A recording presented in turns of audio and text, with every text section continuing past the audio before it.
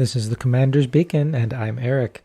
We're here to talk about some unconventional ways to build your commander deck. Narfi, Betrayer King, is a 4/3 zombie wizard that costs 3 blue-black. It gives all other snow and zombie creatures you control +1/+1, and you can pay 3 snow mana to return Narfi, Betrayer King from your graveyard to the battlefield tapped.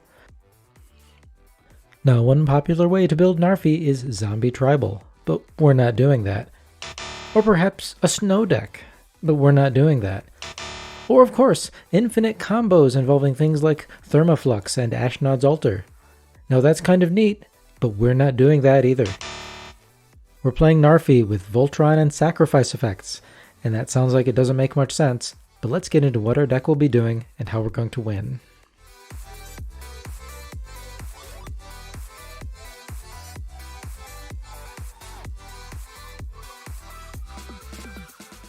Narfi's most interesting feature is probably his dreamy blue eyes. But his second most interesting feature is his ability to repeatedly self-recur from the graveyard straight to the battlefield. Since we have black in our color identity, and since we can easily recur Narfi from the graveyard to the battlefield repeatedly, we'll probably automatically think of playing aristocrats. And since Narfi is a zombie, and since he gives a minor anthem to all of your other zombies, and since zombies are already pretty good at graveyard recursion, building a zombie tribal deck around Narfi seems pretty intuitive. But is Narfi better, or at least significantly different, from the other zombie tribal commanders, like Verena, or the Scarab God, or Gisa and Geralf? I would argue that Narfi doesn't do anything of much relevance that these other commanders don't already do better for zombie tribal. I also argue that using Narfi as an aristocrats commander with his recursion ability is also too inefficient, since we need to pay 3 mana, 3 snow mana, each time we want to recur and sacrifice him. We're going to have a far better time with an aristocrat strategy if we just use mass token producers to go along with our sacrifice payoffs. We can still take advantage of sacrifice effects with Narfi though. We just need to be a bit more selective about which sacrifice effects we use. I want to focus on sacrifice effects that care about the sacrificed creature's power. First, there's Altar of Dementia. This is a 2-mana artifact that lets you sacrifice a creature to have target player mill cards equal to the sacrificed creature's power. And because Narfi can self-recur, limited only by our available snow mana, we can repeatedly recur and sacrifice Narfi to mill our opponents. Now you're probably thinking, Narfi's base power is 4, which is okay since the cost to recur him is 3 mana, but paying 3 to mill someone for 4 is certainly not going to win us any games. So we've got many ways in this deck to boost Narfi's power for little or no mana investment, and we'll talk about those in a moment. But first, there's a few other haymaker spells that we can use with a powered up Narfi to end our opponents. Let's talk about Rite of Consumption, Dying Wish, and Essence Harvest.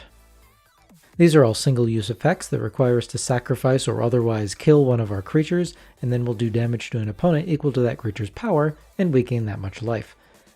Rite of Consumption, for example, is a sorcerer that costs 1 and a black. As an additional cost to cast it, we sacrifice a creature, then Rite of Consumption deals damage equal to the sacrificed creature's power to target player, and we gain that much life.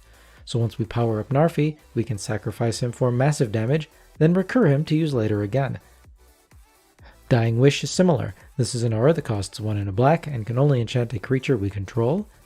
When the enchanted creature dies, target player loses X life and we gain X life, where X is that creature's power. Essence Harvest is similar to Rite of Consumption. It's a sorcery that costs 3 mana and has target player lose X life and you gain X life, where X is the greatest power among creatures you control. But this one doesn't require us to sacrifice that creature.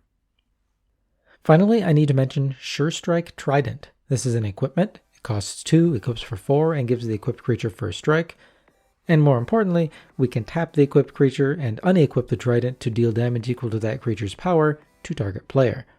This is the most mana intensive of all of these options, and it doesn't gain us any life, but it is reusable, just like Narfi. And as far as killing our opponents directly with spells and effects in Dimir colors based on the power of our creatures, that's about it. So while these effects can be powerful if we use a high power creature, there's not enough here to build a whole deck around. So as long as we're going to be boosting Narfi's power, and as long as Narfi is resilient due to his built-in recursion, we're going to go for commander damage with a big, beefy Narfi, and we'll use these power-based spells and effects for alternative win conditions.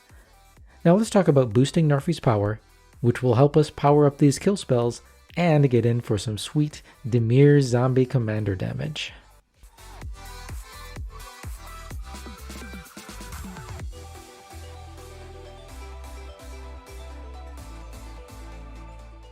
So we want to boost Narfi's power. We want to do it every time we recur him from the graveyard. And if everything's going well, we're going to be sacrificing and recurring Narfi a lot. So we can't afford to pay too much mana to boost his power each time. Hero's Blade is an equipment. It costs 2, equips for 4, and it gives the equipped creature +3/+2. And it has whenever a legendary creature enters the battlefield under your control, you may attach Hero's Blade to it. So this is perhaps the best example of how we can use equipment that auto-equip to boost Narfi's power every time he returns to the battlefield, instantly and for free, outside of the cost to cast the equipment, of course. There's plenty of other similar equipment. Ronin War Club, for example, costs 3, equips for 5, and gives the equipped creature +2/+1. But whenever a creature enters the battlefield under our control, you attach the Ronin War Club to it. And there's several others as well, but they function identically, so I'm not going to list them all here. Check out the link to the deck list in the description for more details. There's also equipment that don't auto-equip, but which do equip for free. A Grafted War Gear is probably the best example. It costs 3, equips for free, and gives the equipped creature +3/+2. But when Grafted War Gear becomes unattached from a permanent, you sacrifice that permanent. We don't care about this since we're usually sacrificing Narfi anyways. And even if we're not, we can recur him from the graveyard easily. Note that we can only equip these during our turn and at sorcery speed. So if we recur Narfi during an opponent's turn, we won't be able to boost his power with equipment like Grafted War Gear to help us with our sacrifice effects until our next turn comes around. Now let's talk Heirloom Blade. This is an equipment that costs 3, equips for 1, and gives the equipped creature +3/+1. This is already pretty decent at boosting Narfi's power for a very low equip cost, but it also says, whenever the equipped creature dies, you may reveal cards from the top of your library until you reveal a creature card that shares a creature type with it. Put that card into your hand and the rest on the bottom of your library in a random order. Now this is awesome because every time we sacrifice Narfi, we get to dig through our deck for another creature. Now besides Narfi, we only have 9 creatures in this deck. Of those 9, 6 are either zombies and or wizards that Narfi can find. And some of these creatures can be real powerhouses in this deck, but we'll mention them a bit later. So I really like Heirloom Blade in this deck, and I will gladly pay that 1 equip cost. So as I said, we only have 9 creatures in this deck plus Narfi, so I want to try out Homicidal Seclusion and Deadly Wanderings. These are both enchantments that cost 5 mana each, and each of them sees play in fewer than 200 decks on EDHREC. And they both give some benefit to our creatures, as long as we control exactly 1 creature. A Deadly Wanderings gives that creature +2/+0, Death Touch, and Lifelink, and Homicidal Seclusion gives +3/+1 and Lifelink. Now we'll often only have a single creature on the battlefield at a time, so just like those equipment we talked about, these enchantments will sit around buffing Narfi's power for free. And that Lifelink is significant too, since we won't have an abundance of blockers. Giving Narfi Lifelink will help us offset the damage that we take from our opponent's creatures, even if Narfi gets chump blocked. Now, there will be instances in which we have other creatures on the battlefield, which will turn off Homicidal Seclusion and Deadly Wanderings. We'll talk more about these creatures later, but just be aware that these enchantments won't work all the time. Now, the biggest boosts to Narfi's power aren't free, but they are substantial. Blackblade Reforged is an equipment that gives the equipped creature +1/+1 for each land you control. It equips for 7 or for 3 on a legendary creature like Narfi, but that cost is well worth it. Of course, the strongest power boost is Hatred.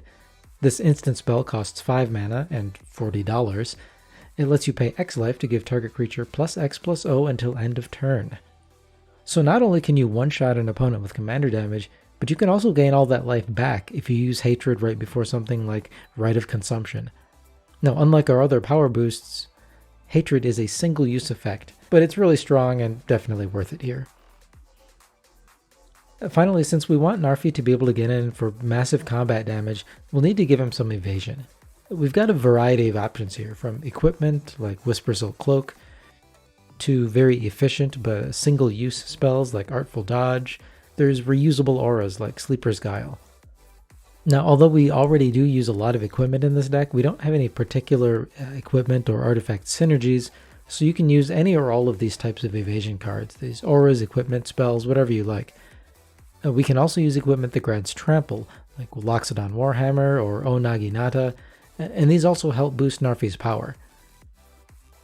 So suiting up Narfi for a Voltron strategy can help us pressure our opponents while we try to find one of our non-combat finishers, like Rite of Consumption or Sure Strike Trident.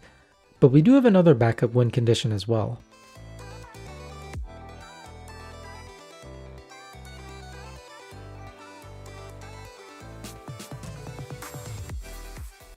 Now, we're not playing Zombie Tribal, but there's a few zombie token makers that are too useful to ignore. If we can dump a bunch of 2/2 zombies onto the board, we might be able to overwhelm our opponents in combat. And remember, Narfi does turn those tokens into 3/3s. Open the Graves is an enchantment that makes a 2/2 zombie token every time one of our non-token creatures dies, or of course every time we sacrifice Narfi. Desecrated Tomb is an artifact that doesn't make zombies, but it does make a 1/1 flying bat token each time one or more creatures leave our graveyard. So both of these will slowly and reliably churn out creature tokens each time we cycle Narfi to the graveyard and back. There's Rise of the Dreadmarn. This can create a bunch of zombies at once. This is a 3-mana instant that creates X 2/2 zombie berserker creature tokens, where X is the number of non-token creatures that died this turn. It can also be foretold for a single black mana, so this is great to use in combination with a board wipe. But the most explosive zombie token generator in our deck has to be Ghoulcaller Gisa. This is a 3/4 human wizard that costs 3 black.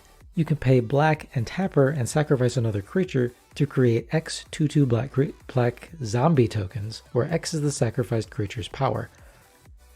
It's trivial in this deck to get Narfi's power up to 8 or 12 or so, and it's easily possible to go much higher too. Now, Gisa easily creates way more zombie tokens than everything else in this deck combined, as long as she survives to do so. We don't have any way in this deck to give her haste, and we also don't run any graveyard recursion, since Narfi doesn't need it, so it will be very easy for our opponents to eliminate Gisa, but an unanswered Gisa is so powerful in this deck that it's worth the inclusion. Now, remember we mentioned Heirloom Blade earlier. This lets us reveal cards from our library until we reveal a creature card that shares a type with the equipped creature when that equipped creature dies, and we put that revealed card into our hand. Now both Gisa and Narfi are wizards, so if Narfi dies while wielding that Heirloom Blade, he can potentially find Gisa for us. So that's pretty cool. So these zombie token makers can serve as alternative win conditions, especially the ones that can spew out potentially tons of zombies at once, like Gisa. But they also help us out by providing chump blockers. But like any Voltron deck, we'll be heavily reliant on Narfi for most of our strategies. Let's talk about redundancy.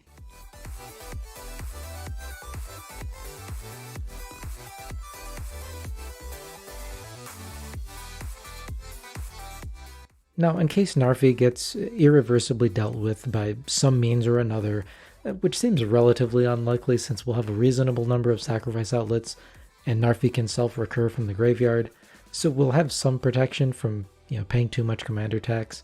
But just in case, we do have a few creatures that can replace Narfi. All of these creatures can be easily recurred from the graveyard, just like Narfi, so we can feel free to suit them up and sacrifice them for value, or just attack with them. A Reassembling Skeleton and Sanitarium Skeleton are the cheapest alternatives. These 1-power creatures can recur themselves from the graveyard, just like Narfi. They won't have as much power as Narfi, but otherwise they perform identically. There's Risen Executioner. This is a 4/3 zombie that costs 2 black, and it also gives your other zombies +1/+1. It can't block, and you can cast it from your graveyard if you pay 1 more to cast it for each other creature card in your graveyard. So just like Narfi, the Risen Executioner can buff your zombie tokens, and it can self-recur. And since we aren't running very many creatures, Risen Executioner's recursion cost should remain pretty low. It will often be just 4 mana, but you generally shouldn't have to pay more than 5 or 6. This guy is as close to a direct replacement for Narfi as you can get. But I also need to mention Lochmere Serpent. This is a 7/7 serpent that costs 4 blue-black. It has flash, which is nice, and it lets you pay blue and sacrifice an island, and Lochmere Serpent can't be blocked this turn, or you can pay black and sacrifice a swamp to gain 1 life and draw a card. And you can pay blue and black and exile 5 target cards from an opponent's graveyard to return Lochmere's Serpent from your graveyard to your hand. You can only activate this last ability anytime you could cast a sorcery. So Lochmere's Serpent is really cool here for a few reasons. First, it can recur itself as long as an opponent has at least 5 cards in their graveyard, though it costs 8 total mana to do so. But when you do, it's also graveyard hate. I love incidental graveyard hate that's on a card that does other things that synergize with the deck like this does. Secondly, Lochmere's Serpent can make itself unblockable, which is really awesome since all the things we're using to boost Narfi's power will work just as well for Lochmere's Serpent. Well, everything except Hero's Blade, since Lochmere's Serpent isn't legendary. And since Lochmere's Serpent has a base power of 7, it will almost always hit really hard. So despite the higher mana cost to cast and recur Lochmere's Serpent, this guy is really powerful and definitely worth it in this deck. But let's talk about a few other synergies that we're using in this deck.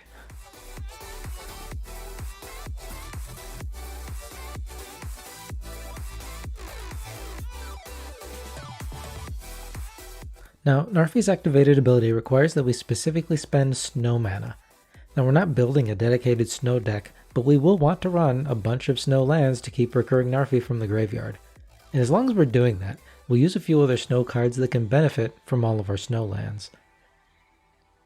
Dead of Winter, for example, is a cool 3-mana sorcery board wipe that gives all creatures -X/-X until end of turn, where X is the number of snow permanents you control. This is basically the snow version of Toxic Deluge. There's Merritt Lodge's Slumber, which doesn't really synergize with our deck other than being snow, but it can make a giant 20/20 flying indestructible murderer that's a prime target for all of our gear that gives it more power or unblockability or lifelink or trample, and I think that's a good enough reason to include it. And then there's Sunstone. This is an artifact that lets us pay 2 mana and sacrifice a snow-covered land to prevent all combat damage that would be dealt by creatures this turn.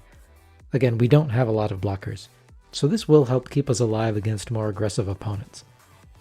Now again, we're not focusing on snow, but there's a couple of other snow payoffs in the deck as well. Again, check out the link to the deck list in the description for more details. Now I also want to mention that there's a few sacrifice effects that don't care about power, but they do care about converted mana cost.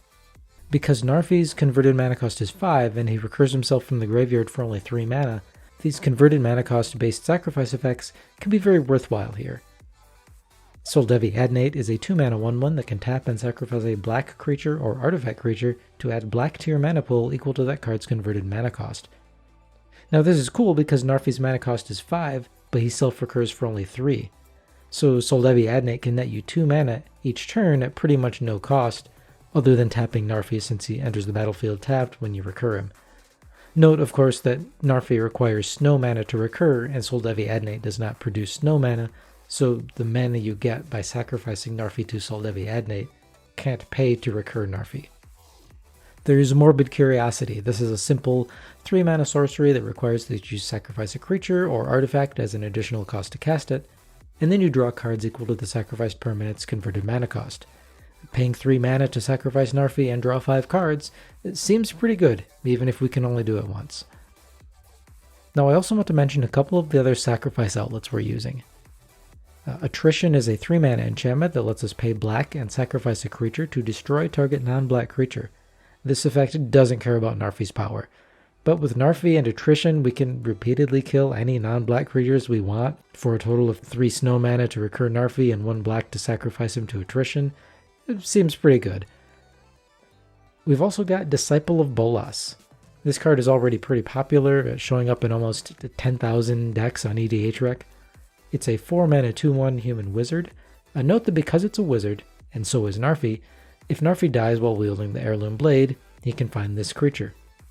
Anyways, when Disciple of Bolas enters the battlefield, you sacrifice another creature, then you gain X life and draw X cards, where X is the sacrificed creature's power. Again, Narfi's power can easily reach 8 or 12 or more in this deck. We aren't running any graveyard recursion, so we'll typically only get to use Disciple of Bolas once, but it's still very worth it here. Alright, finally, there's a few cards I want to mention that didn't make the cut for my version of the deck, but they can have some pretty powerful synergy for what the deck wants to do, so you might consider these. First, there's Tormod the Desecrator. This is a 4/2 zombie that makes a 2/2 zombie token whenever one or more cards leave your graveyard. This is pretty much like Desecrated Tomb, except it makes zombies instead of bats, and it costs 1 more mana. Now I chose not to include Tormod since I don't run any creature recursion in this deck, so he probably won't stay around long. And he doesn't provide the explosive value that Gisa does to generate a bunch of zombie tokens at once, but if you like Tormod, he does make sense in this deck. And next let's talk about Wine of Blood and Iron. This is an artifact that costs 3, and you can pay 4 to give target creature +X/+0 until end of turn, where X is that creature's power. And then you sacrifice Wine of Blood and Iron at the end of the turn that you activated it. So you can activate this multiple times when you use it, for 4 mana each time. And if you can activate this twice, Narfi's power will likely be sufficient to one-shot someone, since it basically doubles his power each time you activate it. Now, the top end of this card is pretty high, but it does cost a boatload of mana. If you want to activate it twice, it will cost you 8, or 11 if you need to cast it first, so that's why I didn't include it in this deck, but it almost makes the cut. Finally, let's talk Pyre of Heroes. This is a new artifact from Kaldheim, and it's basically the Tribal Birthing Pod. This artifact costs 2, and you can pay 2 and tap it and sacrifice a creature to search your library for a creature card that shares a creature type with the sacrificed creature and has converted mana cost equal to 1 plus that creature's converted mana cost. Put that card onto the battlefield, then shuffle your library. Activate this ability only anytime you could cast a sorcery. Now, Narfi is both a zombie and a wizard, so for just 2 mana, you can sacrifice Narfi to search your library for any wizard or zombie that costs 6 mana and put it into play.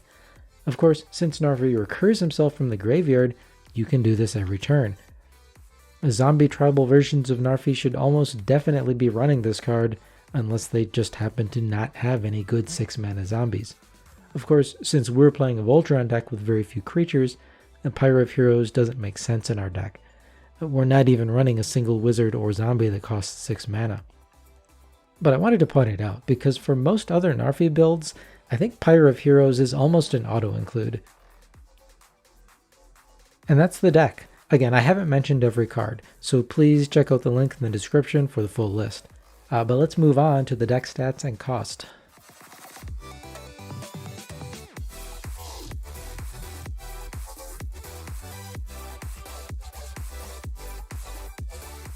Let's go over the deck stats. Our deck's average CMC comes in at a somewhat aggressive 2.81. We have 37 lands, and of those, 26 are snow lands. We have 10 creatures, that's counting our commanders, so we only have 9 other creatures in this deck other than Narfi. There are 14 cards like Hero's Blade or Hatred that we can use to boost the power of our commander or any other creature as necessary. We have 29 total snow permanents, and again 26 of them are lands, so we only have 3 non-land snow permanents. We do have a few other non-permanent cards that care about snow though, and they aren't mentioned here. We have 6 creature token makers, and most of these make zombies specifically, so Narfi can boost their power and toughness. We have 10 sources of card draw and 9 sources of ramp. We have 7 single target removal cards and roughly 3.5 board wipes. I'm considering Necrotic Hex in this case as half of a board wipe. Now, at the time of this recording, this Narfi Voltron deck will set you back $173.67 at tcgplayer.com. Now, if you remove Liliana Dreadhorde General, which is around $25, and Hatred, which is around $40, you'll take almost 40% off of that total deck cost. Every other card in the deck is around $5 or less, except Ghoul Color Gisa and Attrition, which are a little under $10 each. I would highly recommend keeping at least Gisa in the deck if possible, since she's just that good here. Attrition's pretty good too, but your budget will ultimately dictate what cuts you need to make, if any. Our land base is pretty affordable, though we are using a lot of snow basics, which still aren't ultra cheap. Since we need so many of these snow lands to recur Narfi, that really limits our use for expensive dual lands. There's not much we could do to make the mana base much more expensive, other than of course swapping in fetch lands. You could also consider using scrying sheets, but with only 29 snow cards in the deck, and most of them are lands, I don't really think it's all that necessary here. Alright, so that is Narfi Voltron. I really like playing a deck where you don't need to worry about protecting your commander. and Narfi does a great job here with his auto-revive ability. I also like backup win conditions. We can attack with Narfi all day, and if we can't commander damage our opponents to death, we can still get some surprise wins with our direct damage spells like Rite of Consumption, or by perhaps flooding the board with zombie tokens. But that's all I have for today. Please like this video or subscribe if you found any of this useful. I make commander-focused content showing you all sorts of unconventional ways that you can build your commander decks, from budget alternatives to deck techs to top 10 lists. And thank you for watching.